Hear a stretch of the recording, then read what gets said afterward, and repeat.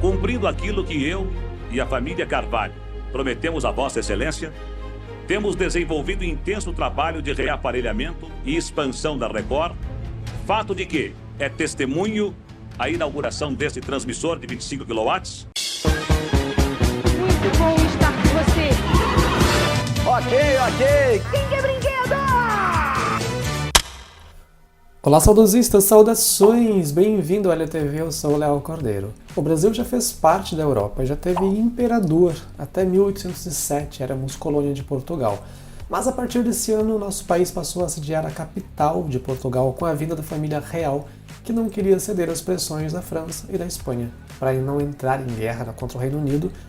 E se eles continuassem por lá também, seriam presos e ainda perderiam o Brasil. Então, em 1821, com a volta da família real a Portugal, Dom Pedro I, que ficou por aqui, acabou se tornando imperador e o Brasil foi desvinculado de Portugal, e então passamos a ser uma nação soberana. Mas já faz mais de um século que o governo do nosso país segue outro regime. No entanto, a monarquia não saiu de nós. E volta e meia aparece um novo rei, uma nova rainha, na música, na TV, nas mais diferentes categorias de entretenimento. Nesse sentido, geralmente o rei ou a rainha recebe o título através de suas marcas numéricas, como a venda de discos no caso de cantores, ou pelo pioneirismo ou inovação em alguma atividade. Eu selecionei 10 títulos reais do nosso país, para que o vídeo não ficasse muito longo. Então, se der certo, eu farei outros vídeos com títulos de realeza em outras categorias que não apareceram aqui. E se você lembra de algum, diga quem é nos comentários, assim eu já vou montando uma lista para uma sequência.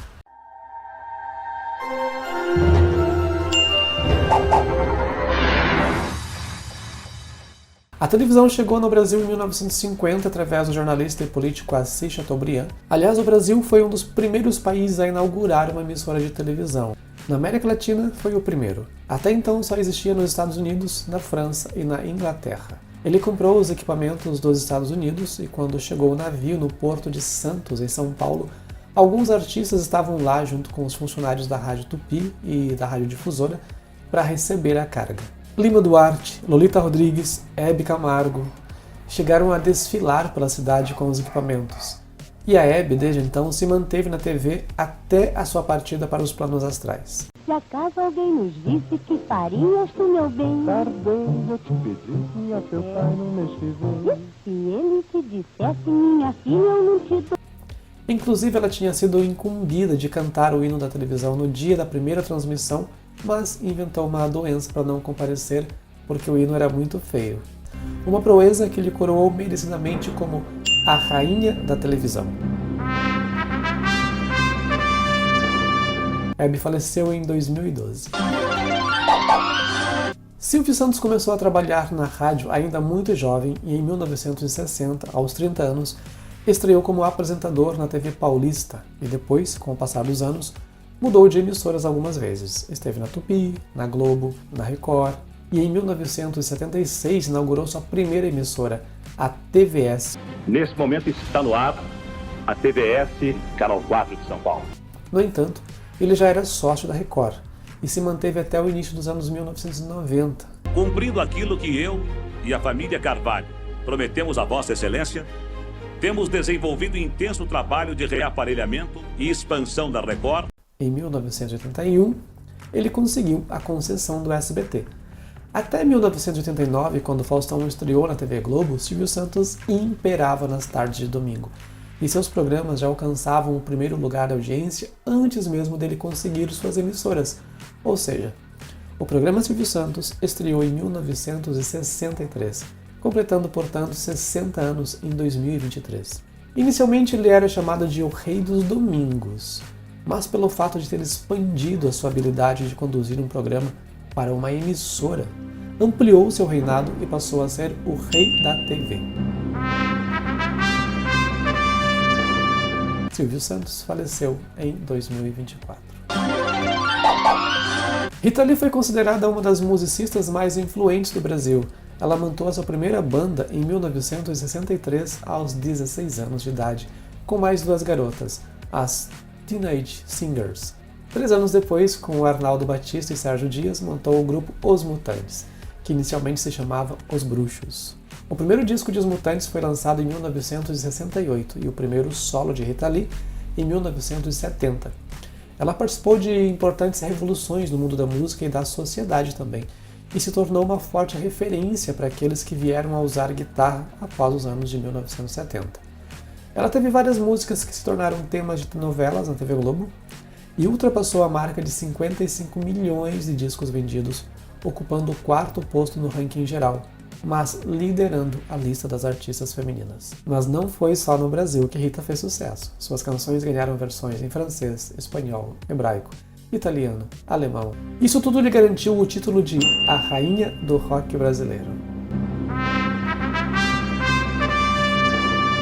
Rita faleceu em 2023.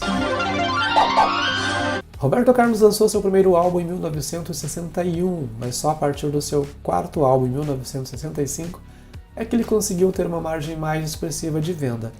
E a partir de 1966, as cifras passaram a bater com bastante folga as centenas de milhares de cópias. Detalhe: nessa fase, ele direcionava sua carreira a um público jovem, até porque ele era jovem também. Dei meu Cadillac pro mecânico outro dia, pois há muito tempo um conserto ele pedia. No entanto, depois da década de 1970, ele começou a compor para um público mais maduro. Ele encabeça a lista dos artistas que mais venderam discos em todos os tempos.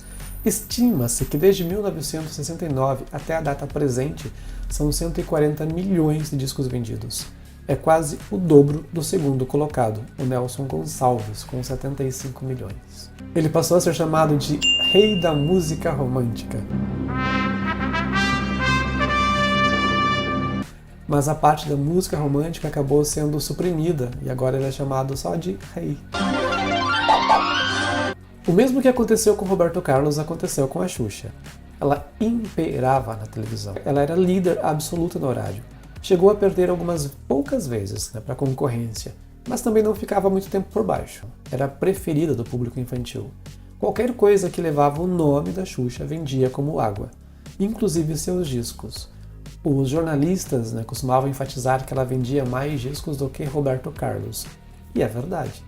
Na soma de todos os discos vendidos ao longo de sua carreira, ele lidera o ranking. Mas na lista dos 10 discos mais vendidos no Brasil, não tem nenhum. Já a Xuxa tem 4. Além dela, só a dupla Leandro e Leonardo tem mais de um álbum nessa lista. Eles têm 2 discos entre os 10 mais vendidos no Brasil. Como ela exercia uma forte influência, era chamada para protagonizar até campanhas de vacinação, mas não era só o público infantil que se deixava levar pelo seu lindo sorriso e seus beijinhos. Desde junho, sábado é dia de gotinha, gotinha e tchau, tchau, paralisia infantil.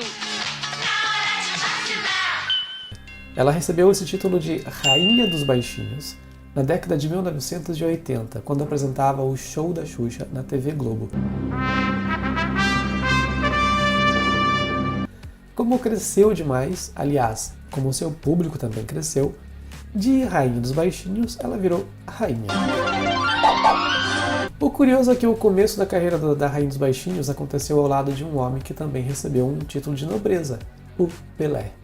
Ele começou a jogar futebol pelo Santos Futebol Clube aos 15 anos de idade e pela Seleção Brasileira aos 16.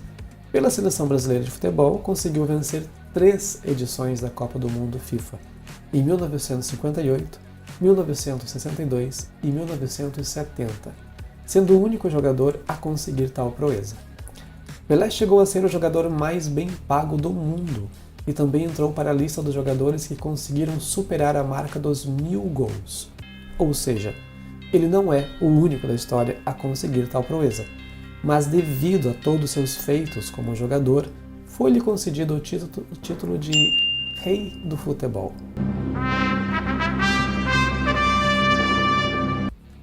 O Pelé faleceu em 2022. Antes de Gisele Bündchen se tornar uma modelo conhecida internacionalmente, existiram outras que foram grandes fenômenos, mas a nossa brasileirinha foi a escolhida como representante de uma nova fase no mundo da moda, o das modelos com curvas, as modelos sexys. E Gisele inovou também na forma de caminhar pela passarela, popularizando o estilo trote de cavalo. Tornou-se a predileta dos fotógrafos devido ao seu profissionalismo e dos anunciantes, porque sempre se envolvia nas campanhas, Ela não apenas fazia as fotos e dava o trabalho por encerrado. Ela procurava entender a marca para incorporá-la da melhor forma nos ensaios e mostrava interesse no quanto a campanha rendeu ao anunciante com a sua participação. Ela se tornou a modelo mais bem paga do mundo. E não há quem tenha um mínimo de conhecimento do mundo dos famosos que não saiba quem é Gisele Bündchen. Quando ela desfilou na abertura dos Jogos Olímpicos no Rio de Janeiro, o narrador de uma das transmissões internacionais, não me equivoco, dos Estados Unidos, disse: "Aí está Gisele, não precisamos de mais nada." Merecidamente é a nossa rainha da passarela. Claudia Schiffer chegou a dizer que Gisele foi a última das supermodelos, ou seja, que ninguém mais chegará no seu nível. Ayrton Senna começou a correr no kart em 1973 aos 13 anos, e ao longo dos anos foi subindo de categorias, passando para os carros de Fórmula a partir de 1981, conquistando títulos e batendo recordes. Foi campeão de Fórmula 3 em 1983 e no ano seguinte estreou na Fórmula 1, vencendo 3 campeonatos, um em 1988, outro em 1990 e o terceiro em 1991. Vários dos feitos do Ayrton Senna já foram superados, principalmente o seu número de vitórias, mas a sua forma de pilotar, a sua genialidade e habilidade com o carro, principalmente em dias de chuva, o fez ser chamado de o rei das pistas. Ayrton Senna faleceu em 1994, mas ainda nos dias de hoje é tido como um grande exemplo e serve de inspiração para os pilotos que vieram depois. Gabi Amarantos foi chamada de a Beyoncé do Pará, mas já se apresentou no exterior, conduziu a tocha olímpica, emplacou uma música na abertura de uma novela e recebeu diversos prêmios pelo seu trabalho. O seu primeiro álbum foi lançado em 2012 e a música Is My Love foi escolhida para a vinheta do folhetim Cheias de Charme da TV Globo.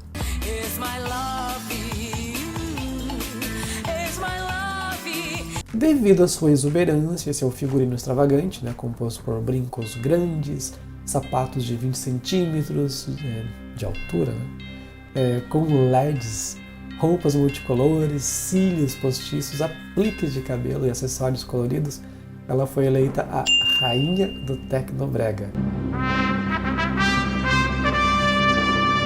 Um estilo musical que ela mesma ajudou a difundir.